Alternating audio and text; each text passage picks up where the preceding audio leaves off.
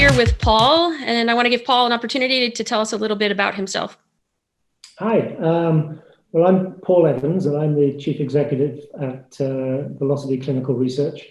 We're a multiple site organization based here in the US. My background, I started in this industry nearly 30 years ago now, running research sites. And then I switched over to working for some of the world's largest CROs before returning back to the sites business about 2 years ago here at Velocity. I think the lure of the sites business, which is where I think we can make the biggest difference in clinical research, was just too much. And I came back from the CRO world to come back into the site world. I was hoping to start today to really get you to tell us how Velocity Clinical Research, how did you switch so quickly to virtual sites in the face of the pandemic this year?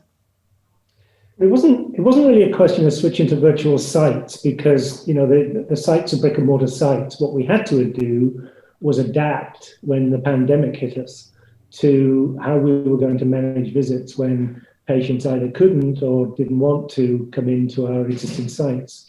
So there were a few things that we had to change. One was how we manage patients, and the other one, of course, was remote monitoring visits, which, although the industry's talked about that for a long time, and we've spoken about it in a way that those technologies exist, when it really came down to it, when the pandemic hit, it was clear that we really weren't ready for remote monitoring or remote patient visits.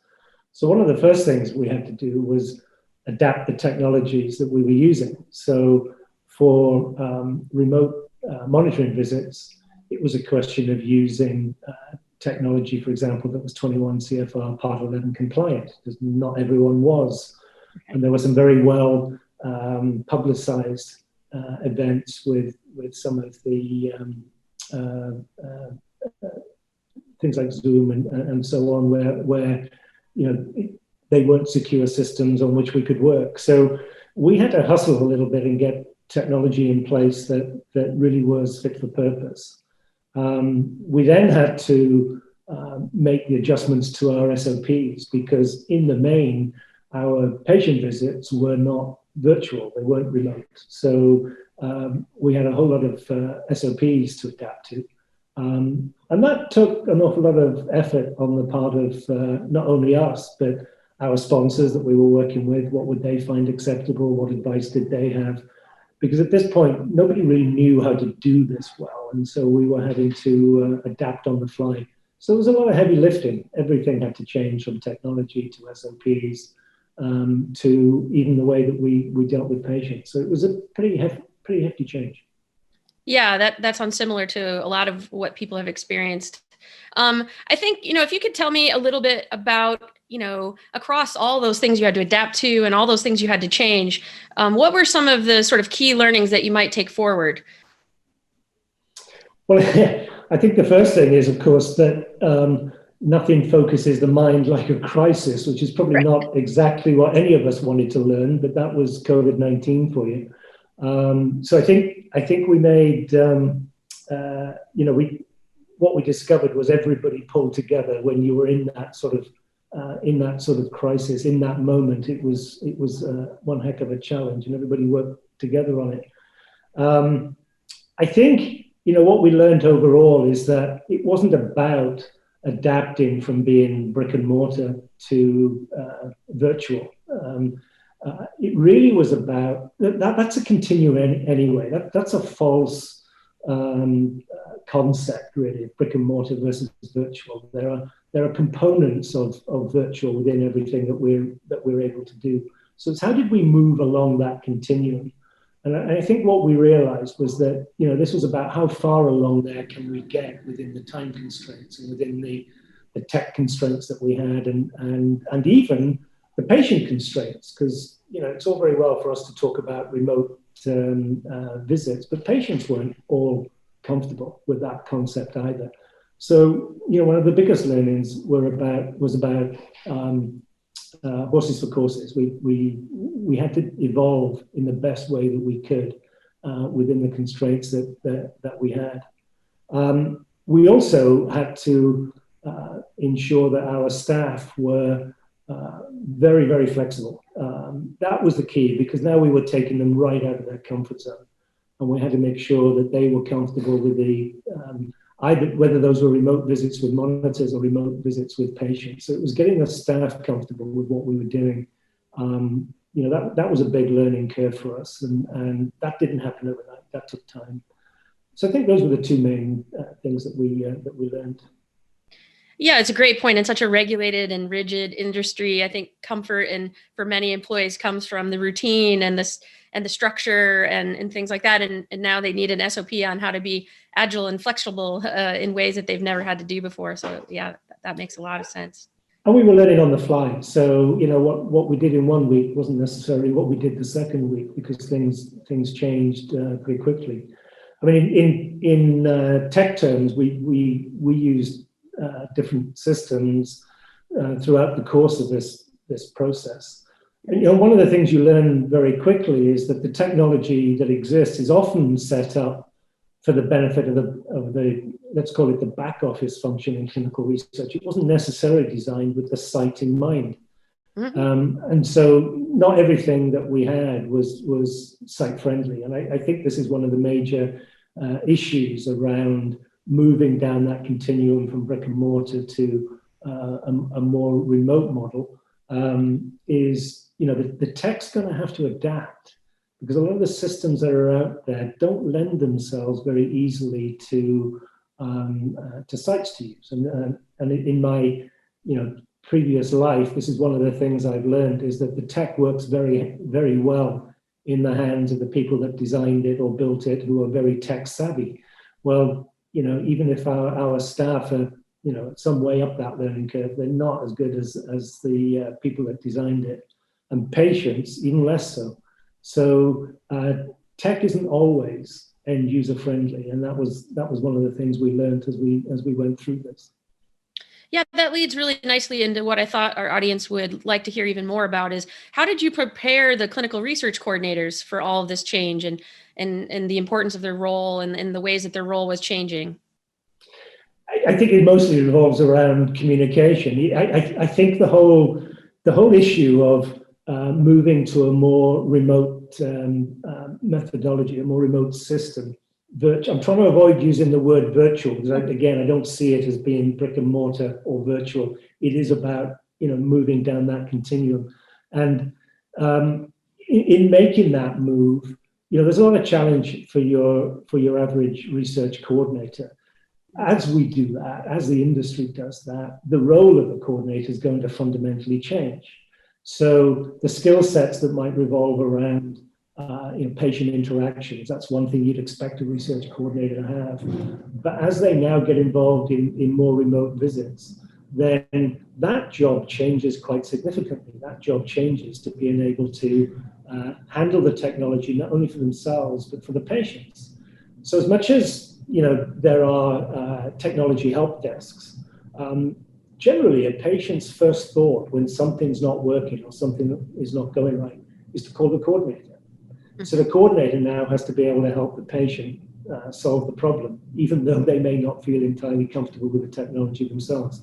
So that's where the whole industry, or one of the challenges the whole industry is going to have to deal with as we move down this path. And that was one of the things that we had to deal with, was how do we make sure that the coordinators are comfortable to the extent that we need them to be with the technology that we were asking them to use. There's no simple way to do that. There's training, of course, but a lot of it is about experience, practice, communication, troubleshooting, all of those sorts of things. Yeah, that could be a significant set of upskills for the clinical research coordinators. I'm trying to get a sense for all of the skills that you had, all of the things you had to teach the study coordinators that are relatively new. Did they take that on somewhat themselves, or does that really fall to you guys to do, to prepare them?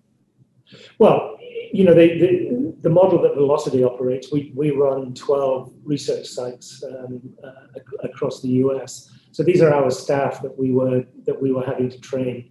And of course, some of the best training methodologies are always groups that help themselves. So between the things that we were able to give them and the things that coordinators talking to amongst themselves were able to work out, you get to a solution. And it really is a case of needs will.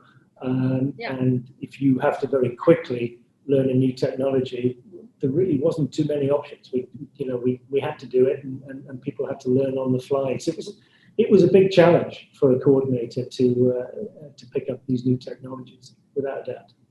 Yeah, I probably feel for them because I started my career as a study coordinator way back in the day, and can definitely empathize with the pressure they must have been feeling. I think, obviously you guys have a large network and you had a lot of people and a lot of studies. And so, like you said, under pressure, you quickly had to move and you probably had a lot of quick learnings. But for those teams that haven't had to undertake this yet, what do you recommend, or what should they be focused on to be successful making this transition?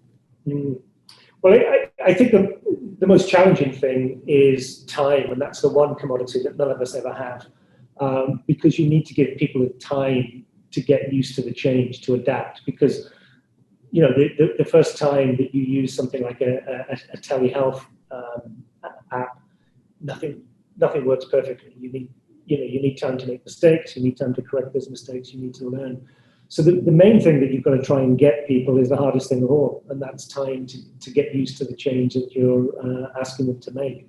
The one thing I will say, of course, is in a crisis like the COVID-19 pandemic, people are at least tolerant of your mistakes. They understand that this is new to you as well, to the coordinator as well. So patients were very tolerant, and patients were generally pretty willing to be patient, give their time, recognize things hadn't quite worked out maybe the way we wanted, maybe had to rebook appointments and so on. But if there was one thing I could gift people, it would be time. That's the major thing. Yeah, thank you. Appreciate that. Okay, let's move to a little bit. This might be a little hard to dig into this early because, although this feels like the longest year, it also hasn't yet even quite been a year under the pressure of the pandemic. But can you speak to your learnings a little bit around the cost effectiveness of moving slightly down the continuum towards more virtual things versus, the in-person that we're all so used to? Well, I think it's, as your question implies, it's a little too early to say yet, Kelly, on a couple of grounds. First of all, as I said, we were having to adapt very quickly on the fly. It's unlikely, we've not done the analysis, but it's unlikely that when you make a change like that, under that sort of emergency situation, that you're going to recognize cost savings. I would suggest it's probably the reverse. It probably costs money in the short term. I think you'd expect that. I don't think that's a surprise to anybody. But there's a second point that's important here, and that is, remember that we were taking protocols that were never designed to be remote. And now we were having to adapt some of the visits because that was the only way in some cases that we could get the data in. I think in future, one of the things that's going to have to change for, before we end up with a more virtual or a more remote world, whatever terminology you want to use, is that the study design, the protocol designs themselves are going to have to change. So we were kind of retrofitting a remote methodology on top of a protocol that was never designed for that. So that's, inherently inefficient. So you wouldn't expect that to save you money because now you've tried to bend the protocol to suit a model it was never designed for. Going forward, the question is, how can you change the protocol? How can you adapt the protocols that we're using in order to allow us to use more remote methodologies and therefore potentially save money? I think the jury's still out on that one. I think there are a lot of things that we still need to resolve around that. And I don't think it's an automatic given that everything will switch over to more remote methods. There's all sorts of questions that still need to be resolved. Not every study will lend itself to that type of approach in the first place. So not every study is going to behave like that. So I think we're probably still a long way from saying this is a money saver. I think, if anything, the perceived major benefit of this is the ability to engage and retain patients in studies, because we make it easier for them to take part in the first place. I say it in that way because if I sound slightly skeptical even of that statement, it's probably because I still feel that needs to be demonstrated. One thing we shouldn't lose sight of is not every patient finds traveling to a research site to be a burden. And very often patients enjoy their visits to a research site. I've been doing this for 30 years now. One of the things that's always struck me whenever I speak directly to patients is how much they enjoy their involvement in the clinical trial, whether it's the facility they're visiting, the staff they're visiting. They actually look forward in many cases, if not most cases, to visiting the research site. So again, there are certain patients who have limited mobility, patients who maybe are a long way from a research site, for whom a more remote study will help them. But there are people that really like visiting the research site, so they won't necessarily welcome remote visits. And I think that's something else that we as an industry need to bear in mind. What we really need in this is not, do I visit a site or do I do that visit remotely? But does the patient have a choice? And is it possible to do a visit either at the site or remotely? And that's really what a patient wants, is flexibility. Mm-hmm. Yeah, good point. Would you care to speculate at all on any patient populations or trial designs that might lend themselves more to some of these more virtual opportunities versus in-clinic? So I think, the most obvious way to look at this is to talk about, the type of patients that you're talking about. Because it all depends on the patient pathway. Where is the patient, and how would you tap into that patient?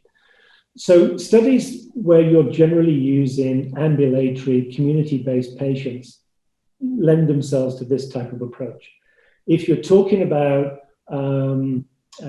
more seriously ill inpatients, hospitalized patients, this type of approach is either not necessary or not welcome.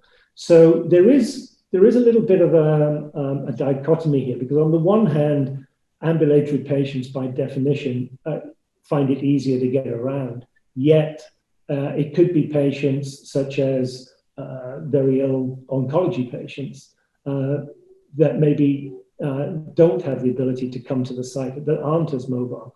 Those patients tend to need more specialist care, which makes it harder to do in a remote setting.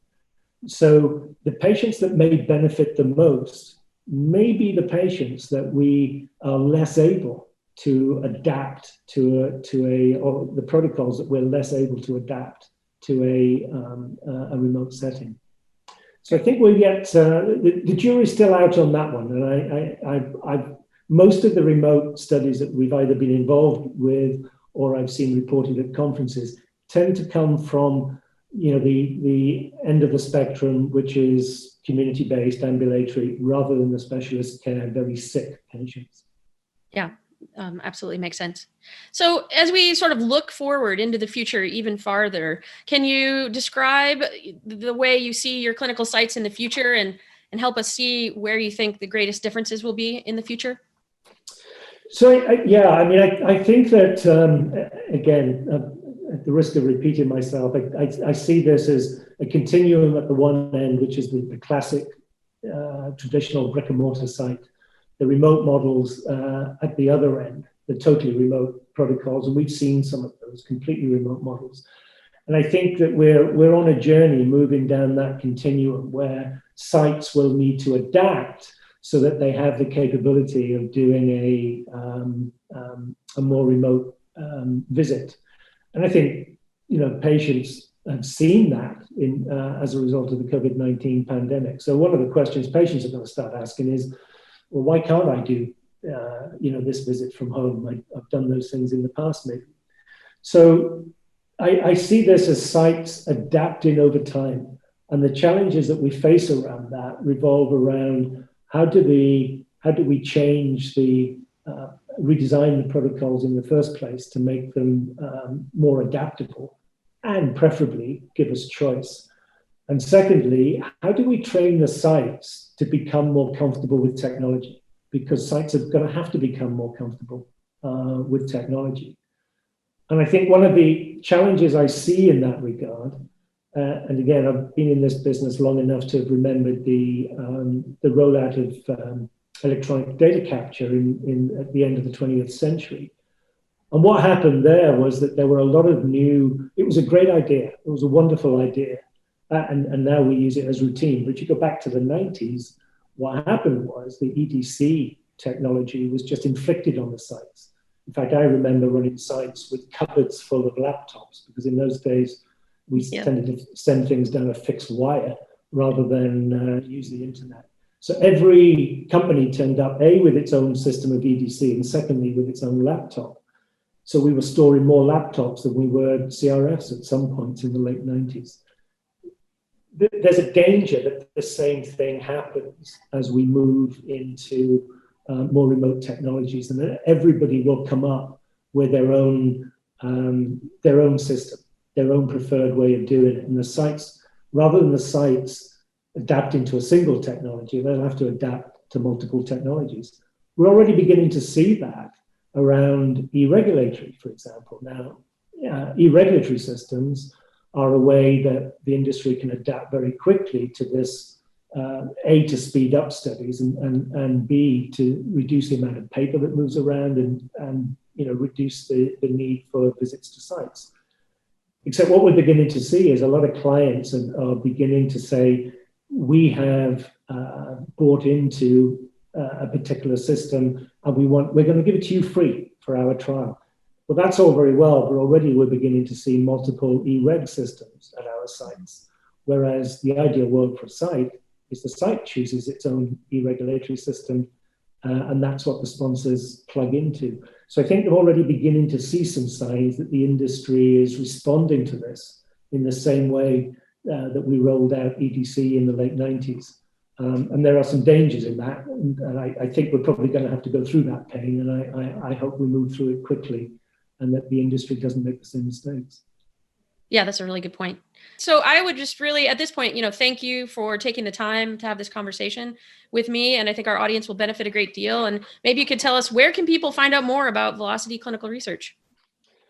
Our website is velocityclinical.com, and that will give you a lot more information about the company. Great. Thank you so much. Thank you.